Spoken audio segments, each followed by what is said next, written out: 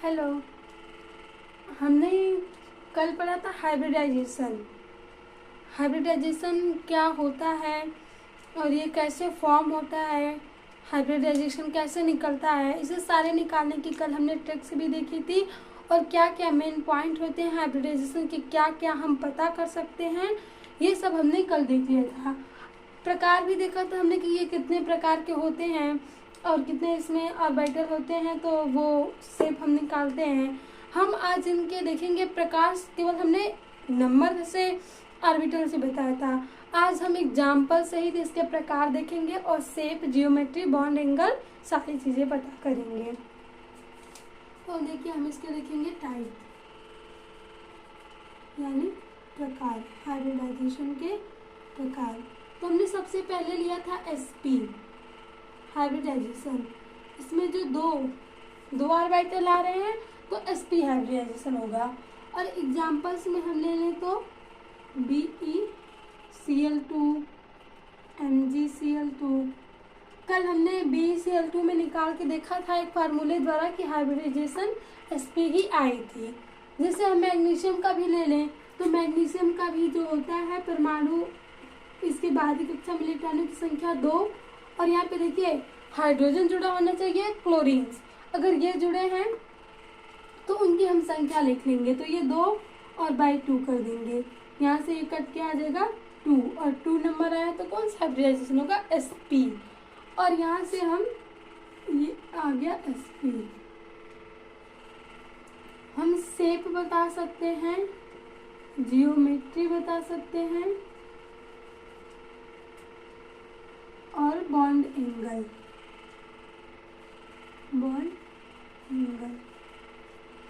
अब देखिए इसका शेप जो होगा वो लीनियर होगा। और यहाँ से हम जियोमेट्री इसकी बनाएं तो बी और यहाँ से सीएल सिंगल बॉन्ड द्वारा जुड़ेंगे। देखिए यहाँ से सिंगल जुड़े हैं तो यहाँ से हम सिग्मा काउंट करके भी आसानी से बता सकते हैं कि देखिए 2 सिग्मा बॉन्ड है और बेरियम पे कोई लोन पेयर भी नहीं है। इसके बाहरी कक्षा में 2 ही इलेक्ट्रॉन होते हैं और दोनों साझेदारी करके अपना पूरा मतलब बॉन्ड बना लिए हैं और 2 सिग्मा बॉन्ड है तो यहाँ पे 2 नंबर आया। लोन पेयर कोई है ही नहीं, तब भी हम एसपी बता सकते हैं। तो कई प्रकार से हम हाइब्रिडाइजेशन निकाल सकते हैं। तो ऐसे जियोमेट्री और बॉन्ड एंगल, देखिए एक लीनियर है तो लीनियर में एंगल कितना होता है 180, तो यहाँ पे जो बॉन्ड एंगल है वो 180 है। अब हम दूसरा लेंगे sp2। यहाँ पे होगा 3 ऑर्बिटल ओवरलैपिंग। एग्जाम्पल्स में हम ले लें AlCl3।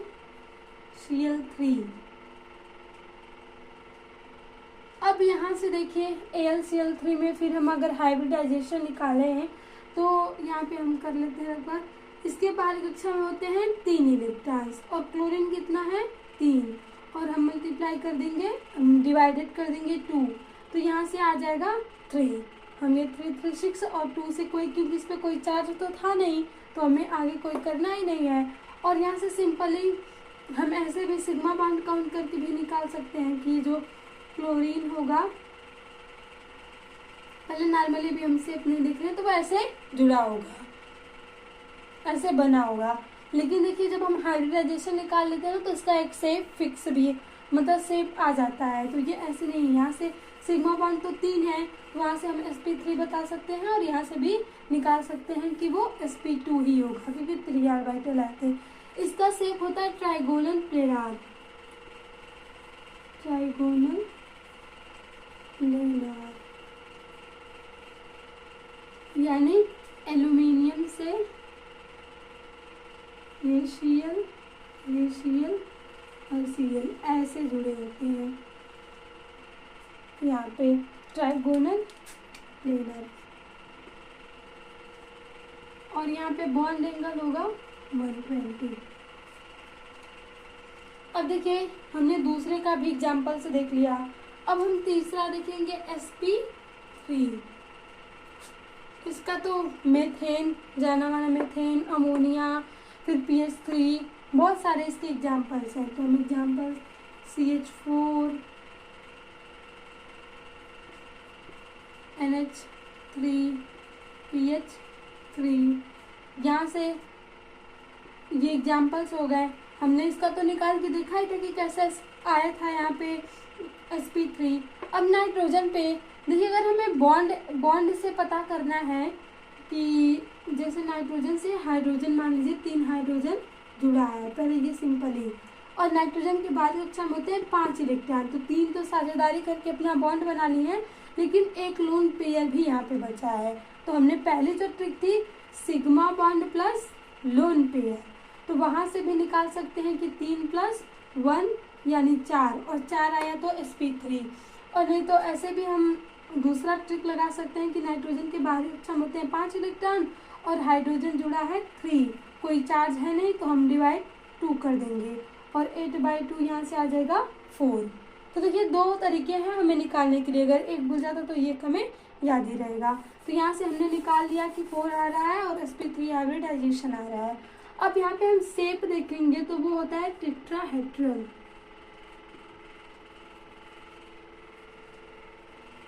टेट्राहेड्रल, इसे हम इसको बनाएं जैसे कार्बन को बनाते हैं, एक हाइड्रोजन यहाँ होता है, एक हाइड्रोजन यहाँ, एक हाइड्रोजन यहाँ, एक हाइड्रोजन यहाँ।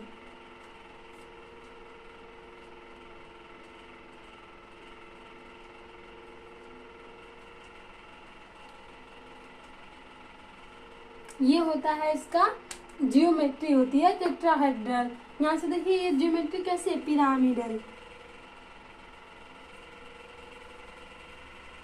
एक पिरामिडल की तरह है, या हम बोल सकते हैं जो जोकर की कैप आती है वो भी तो एक पिरामिडल शेप की होती है, तो वो ऐसा ही स्ट्रक्चर है पिरामिडल, और शेप इसका टेट्राहेड्रल। और बॉन्ड एंगल इसमें होता है 109.5 डिग्री, 19.5 डिग्री इसमें बॉन्ड एंगल आता है। तो ये CH4 हो गया, या NH3 हो गया, या PH3 हो गया। यहाँ पे देखिए अगर हमें NH3 में अगर ये बनाते हैं तो ऊपर वही लोन पेयर आ जाता है और नीचे ये हाइड्रोजन जुड़ जाते हैं, तो यहाँ भी सेम स्ट्रक्चर ये ऐसे हो जाता है, और यहाँ भी हम देखते हैं तो पिरामिडल ही होता है। अब वैसे ही हम पीएच का भी बनाए तो पीएच नाइट्रोजन फैमिली का फास्फोरस है, तो उसमें भी एक लोन पेयर आएगा, तो सेम ऐसा स्ट्रक्चर इसका भी बनेगा। अब देखिए हम देखते हैं sp3d। अब इसमें क्या हम लेते हैं,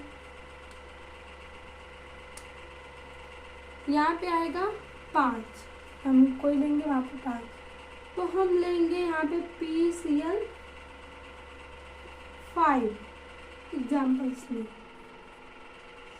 अब देखिए PCl5 में एक तो हम यहाँ से ज्ञात कर सकते हैं कि जो फास्फोरस है वो 5 क्लोरीन जुड़ा है। पहले तो हम कहीं भी ऐसे क्लोरीन जोड़ लेंगे, ये 5 क्लोरीन, और देखिए फास्फोरस के बाद कक्षा में 5 इलेक्ट्रॉन्स होते हैं, पांचों साझेदारी कर चुके हैं, कोई भी लोन पेयर है नहीं और सभी सिंगल बॉन्ड है, तो हम यहाँ से पता कर सकते हैं कि ये सभी सिग्मा बॉन्ड है, और सिग्मा बॉन्ड ही हाइब्रिडाइजेशन में भाग लेता है, और यही उत्तरदायी होता है हाइब्रिडाइजेशन का, क्योंकि यही तो इन्वॉल्व होता है, पाई बॉन्ड तो होता नहीं है। तो यहाँ से देखिए कितने सिग्मा बॉन्ड है, 5, तो 5 आ रहे हैं, तो sp3d यहाँ से हो जाएगा हाइब्रिडाइजेशन PCl5 में। अब इसका हम शेप देखें,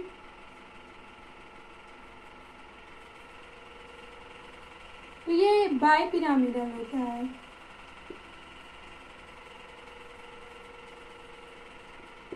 पिरामिडल। देखिए ये कैसे बनेगा, यहाँ पे हमने फास्फोरस लिख लिया और एक Cl यहाँ लिखेंगे, एक Cl यहाँ, एक Cl यहाँ, एक Cl ऊपर, एक Cl नीचे। अब देखिए अगर हम इसे बनाएं, ये हो गया एक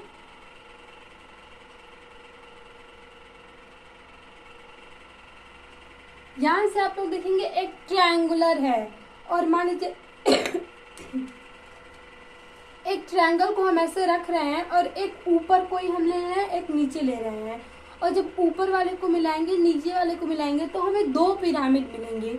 इसीलिए हम बोलते हैं कि जो PCl5 का स्ट्रक्चर होता है वो बाई पिरामिडल होता है। क्योंकि देखिए एक ऊपर, जैसे मान लीजिए हमने एक ट्रायंगल, ये ट्रायंगल बन गया तो एक ऊपर पिरामिड मिल जाता है और एक नीचे से। मान लीजिए हमने एक ट्रायंगल लिया, एक ऊपर से 2 की कैप रख दी और एक नीचे से ऐसे चिपका दी, तो वहाँ पे 2 पिरामिड हमें देखेंगे, एक ऊपर एक नीचे। तो इसलिए हमें इसे बोलते हैं बाई पिरामिडल। जो PCl5 का स्ट्रक्चर होता है वो बाई पिरामिडल होता है। और इसमें देखिए जो बॉन्ड एंगल होते हैं वो 120 एंड 90 डिग्री दोनों के होते हैं।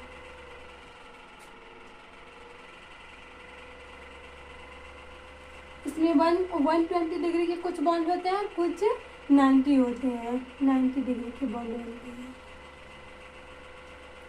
ये हो गया sp3d और उसके एग्जाम्पल्स। अब हम देखेंगे sp3d2 में, तो हम इसे मिटाते हैं।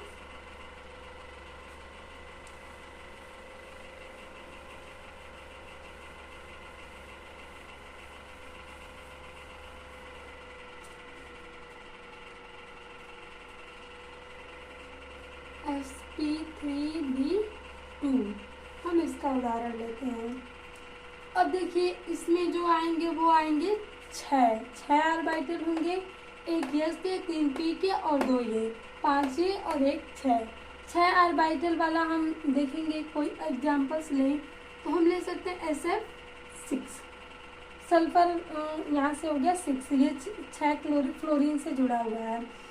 अब हम देखेंगे इसका मतलब, पहले तो हम इसका हाइब्रिडाइजेशन निकालते हैं कि क्या ये सही है, वो तो हम एग्जाम्पल से देख रहे हैं। अगर हमें कहीं SF6 आ गया और पूछा कि यहाँ पे हाइब्रिडाइजेशन क्या है, तो हम सबसे पहले या तो यहाँ से देख लेंगे कि 6 फ्लोरीन जुड़ा है, फ्लोरीन फ्लोरीन फ्लोरीन फ्लोरीन, कितने हो गए, 6 फ्लोरीन। यहाँ से हम पहले देख लेंगे 6 फ्लोरीन और सभी सिग्मा बॉन्ड द्वारा ही जुड़े हैं। सल्फर के बाद कक्षा में होते हैं 6 इलेक्ट्रॉन्स और 6 साझेदारी द्वारा बन चुके हैं और कोई भी लोन पेयर है नहीं, तो हम वो bond pair plus lone pair होता है, sigma bond plus lone pair, तो लोन पेयर है नहीं, सिग्मा बॉन्ड हम काउंट करेंगे और हाइब्रिडाइजेशन बता देंगे। तो सिग्मा बॉन्ड क्या आया 6, तो 6 से आ गया sp3d2। यहाँ से 6 सिग्मा बॉन्ड थे तो यहाँ से sp3d2 आ गया, यहाँ पे हाइब्रिडाइजेशन हमें पता चल गई। अब देखिए अगर हम शेप देखें इसका कि कैसा शेप होता है, तो स्क्वायर प्लेन यहाँ पे होता है स्क्वायर। हम यहाँ पे लिखेंगे सल्फर और एक F यहाँ, एक F यहाँ, एक यहाँ, एक यहाँ और एक ऊपर बनाएंगे, नीचे बनाएंगे।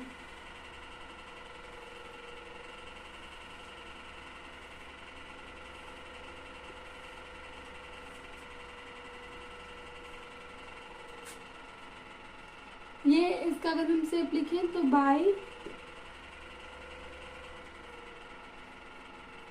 स्क्वायर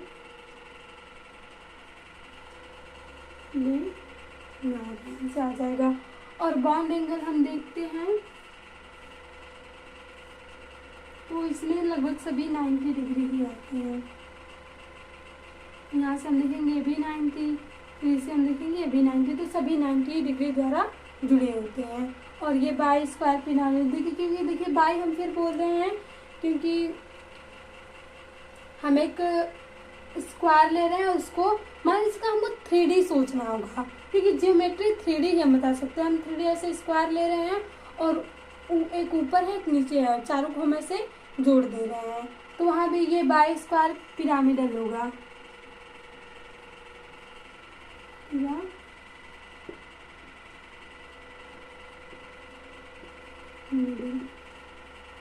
इसका शेप होगा और जियोमेट्री ऐसे दिखेगी, बॉन्ड एंगल 90 होगा।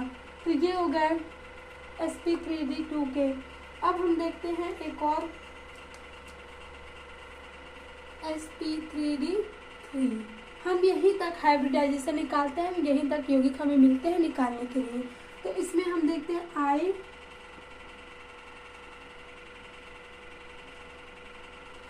एक्सेल।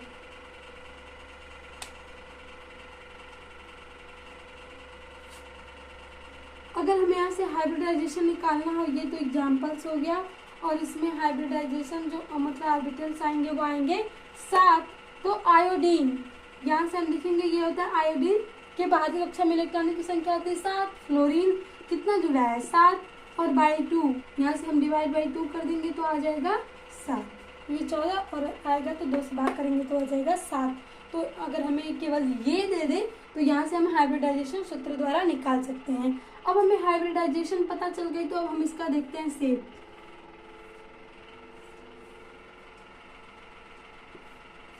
यहाँ पे हम लिखते हैं आयोडीन, और ये fluorine, fluorine, fluorine, fluorine, fluorine, fluorine, 7 fluorine ऐसे इसमें जुड़े होते हैं। ये ऊपर वाला है,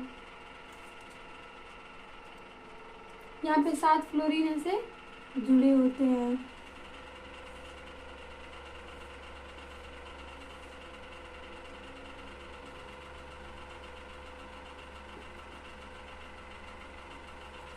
तो यहाँ से ये बनता है पेंटागोनल पिरामिडल, पेंटागोनल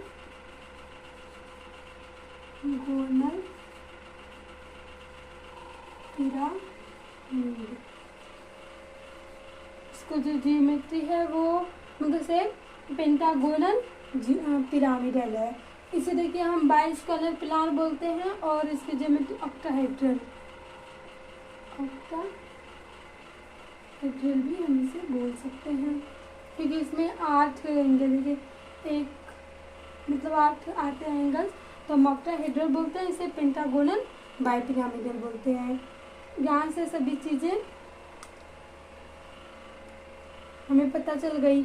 ये थे सभी बॉन्ड हाइब्रिडाइजेशन के प्रकार, उसके एग्जाम्पल सहित, उसके जियोमेट्री एंड शेप सहित। तो अब हम मिलते हैं नेक्स्ट वीडियो में। अब आगे हम पढ़ेंगे वेस्पर थ्योरी। वहाँ से भी हम देखिए कुछ लोन्स पेयर, रिपल्सन, वेस्पर से मतलब वेस्पर में ही आता है रिपल्सन, उसके फुल फॉर्म में ही हम वहाँ पे रिपल्सन के बारे में पढ़ेंगे कि रिपल्सन कैसे, मतलब उसका क्रम क्या होता है और कैसे रिपल्सन होता है, कितना होता है। तो अगर वीडियो हेल्पफुल रही हो तो प्लीज़ ज़्यादा से ज़्यादा शेयर करें ताकि बच्चों की हेल्प हो सके। Thank you.